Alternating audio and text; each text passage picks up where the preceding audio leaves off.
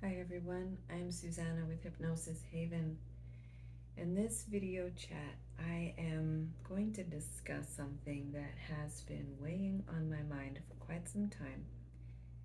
And even using the term weighing, I was laughing about it as I was thinking, how am I going to start this? How am I going to say this? And I thought that is completely appropriate because it's not a physical thing that is affecting me, but it is a thought, it is an idea, it's a term actually. And that term is energy healer.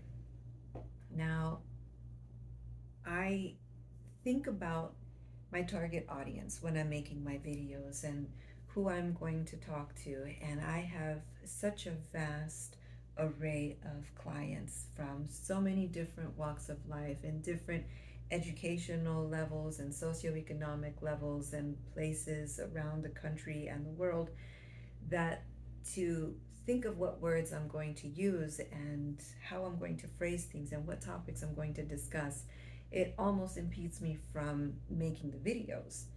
So I try to make them be just stick to the facts, and just factual and on point with what the services are that I provide. So that's where this topic comes in of energy healing. So most of my clients do come from the area, although I do have many clients, like I said, from around the country. And in a recent magazine, the same publication where I was given the award for 10 Best for a hypnotherapist of the state, I was also given recently in the last issue recognition for one of the 10 best energy healers. And that was not, I did not like that.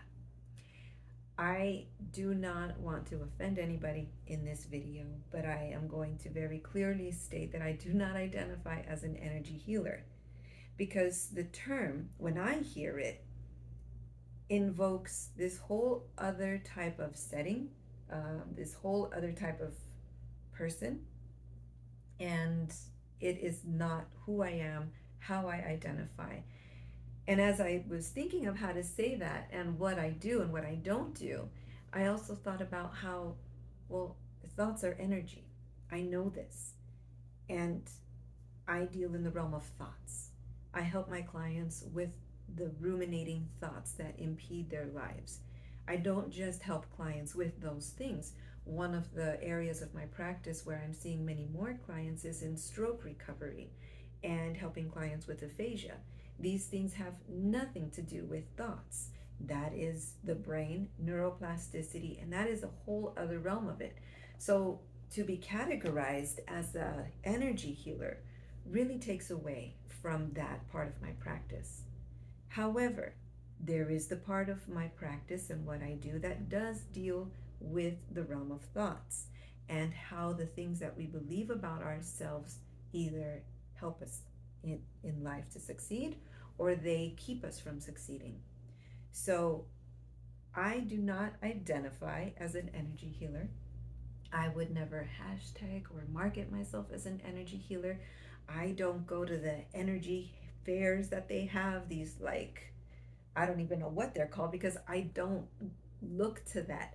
But in my office, you won't find crystals, you won't find chakra flags, you won't find a Buddha statue, you won't find the word Zen or the yin yang symbol or anything like that. I keep it simple. The space is just space, uncluttered, clear space. Because what I learned in interior design and how I apply it into the design of my space influences, and I know that what I put in my space will influence the client, it will influence the journey, it will influence the outcome.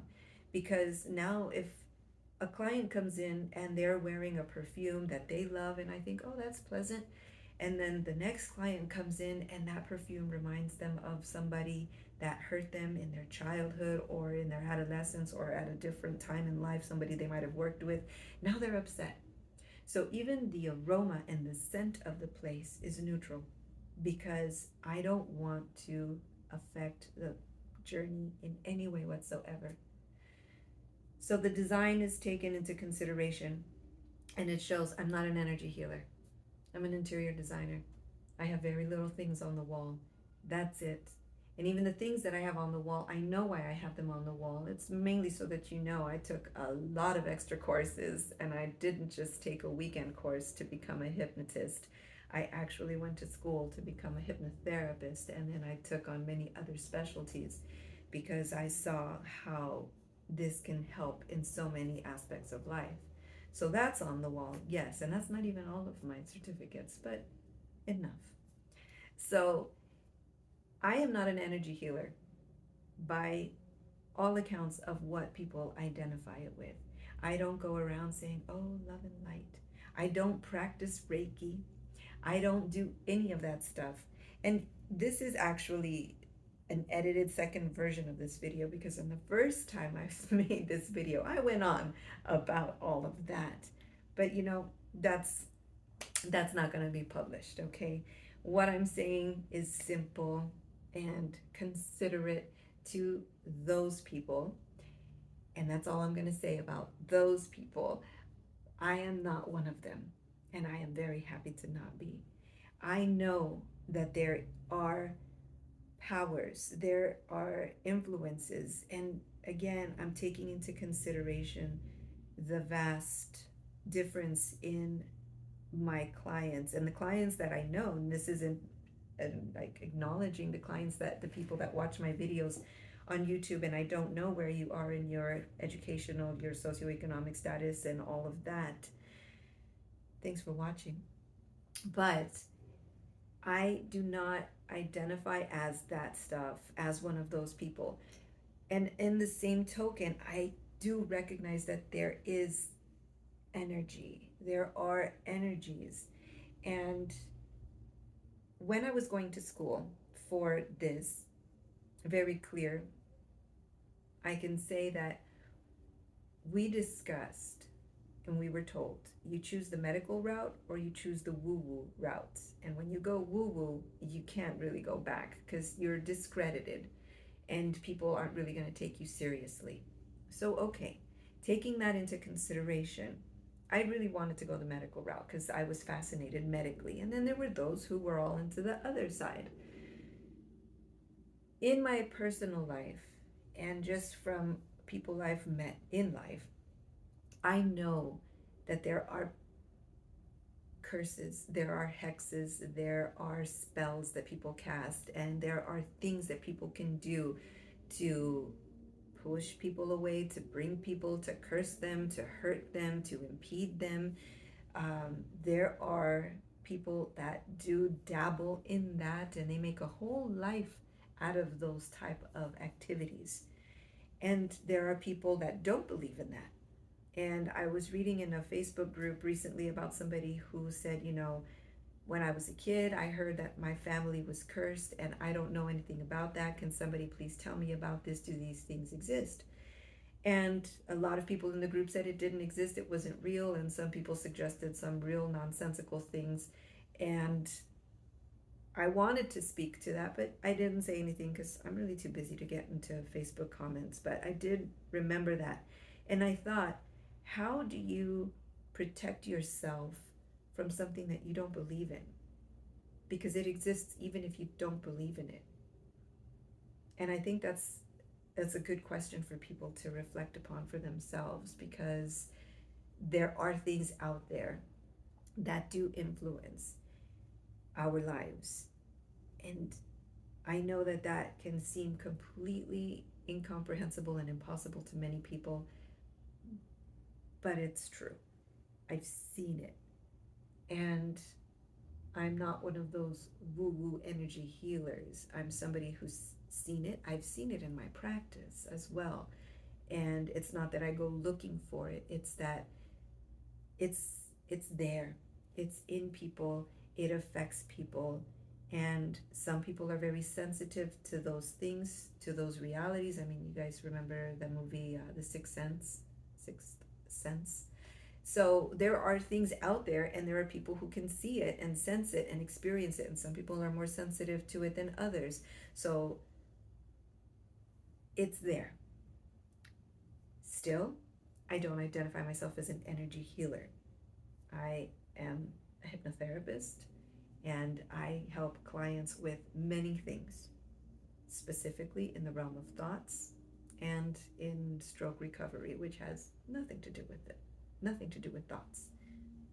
So I just needed to get that off my chest because it was weighing on me. As I said, see how it's not a physical thing, but it can affect you, and then therefore it is an energy. So round and round I go, and I've been wanting to talk about this for months. There was another thing I wanted to talk about, and I'm going to have to make notes on it. But there has been a lot of back and forth with some of my local friends and companions out here about hypnosis being the devil's work and doing divination in my practice. I don't do that. That is ridiculous. And see, this is where I got all heated in the other video that I'm not publishing. But there are those that have tarot cards in their office, and they're selling crystals, and they're selling potions, and they're selling magical waters and things like that. And they are doing things of that nature, of divination. I don't do that. I don't. So I'm going to stop it there before I get all passionate about it again. But I don't do any of those things, okay? So if you have any questions about what I do and don't do in my practice, feel free to reach out. Send me a message, go through my website, hypnosis-haven.com, and it has a contact form, and you can ask me about it, because I do come across many church-going people who are curious about it and they want to know about it, but they're scared because they think that hypnosis is against the Bible and against God, because that's what the Bible says. It's not. And there is so much misinformation and just so much mystery about hypnosis that people don't really have a source to go to find out, well, what is the truth about hypnosis? How does hypnosis affect us? And is it bad to practice hypnosis?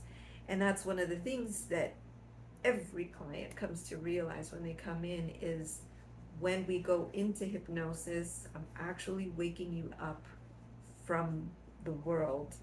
And like for people who follow the Matrix, it's unplugging you. And it's taking you out of that whole rat race and the whole idea that this is all there is. Because then you start to see the bigger picture, and you can understand life and approach it with more calmness, because you're in control now, instead of letting the world control you and hypnotize you. So if you are a God-fearing person and you are in the walks of God and all of that in the path, then you probably don't need hypnosis. But maybe you are a God-aligned person and you had a stroke, or you're smoking. Like, I see people smoking outside in the church parking lot. Okay, so if you need it, I will gladly explain to you, and you can see for yourself that it is not against God, because I'm not taking away any power from God. I'm helping you see how you are in control. And that's the other thing. It's like, oh, well, this new age stuff is all about the me and the empowerment of the self. This isn't that. This is the lifting of the veil. This is seeing behind the curtain. This is you finding out that you might have been duped all along. Because when you were 6 years old, your teacher told you you were never going to be good at this. Because when you were 8 years old, your father said that you were this, this, and that. Because when you were 10 years old, the kids in your classroom made fun of you for these things, and then it created an insecurity in you. And so you've lived your whole life with this idea that you can never be XYZ, because this fear, this trauma, this doubt is so deeply embedded in you. And no matter what you do, you can't get out from under it. You're in hypnosis. You're in hypnosis because you believed what you were told once upon a time. So when you come in here, I help you get out from that. There is no, I don't know how to say it in English, but there is no replacement for your faith, for your belief. You're not going to all of a sudden be less connected to God or following in the devil's path because you cleared yourself from a trauma, because you healed yourself after a stroke, because you quit smoking. That doesn't happen with this work. And so I think, to further emphasize that, that is part of the reason why I don't have Reiki and chakra and tarot cards and crystal healing as part of what I do, because what I do is legitimate. It has results, and it's not at all what I would consider energy healing. See, but every time I say that, then it's like, but energy and thoughts are energy. And you, if you're not sure how that is, just think about how you can sit and ruminate. Like, I'll never forget this client that I had. She was arguing with her ex-husband 10 years after the divorce, in her mind for 10 years, going on and on and on, still arguing. And I mean, we've had that in our lives at some point where we can remember somebody that upset us and we're thinking, I should have said this and I should have told him that and I should have stood up for myself. And it can eat away at your life, at your time, and your mood. So now you're in a bad mood because you're remembering that. So those thoughts brought on a heavy, negative, pessimistic, upset energy. So yes, thoughts are energy. Yes, I deal in the realm of thoughts. No, I'm not an energy healer. I'll deal with that. And I just wanted to clarify it though, because even though, being on a top 10 best in a state of anything is something that most people would be proud of, to be in the 10 best energy healers is not exactly a point of pride for me. And that was, in my book, bad publicity, bad marketing, because I think it discredits what I do here. So, thanks for watching, guys. Thanks for subscribing. And if you have any questions about me, my practice, what I do, and what I don't do, feel free to send me a message, again, through the website. I know I gave you that info and then I went on a tangent because it goes round and round. Thanks again, guys. Take care. Until next time. I'm Susanna with Hypnosis Haven. Sessions available in person and online. Take care. Bye.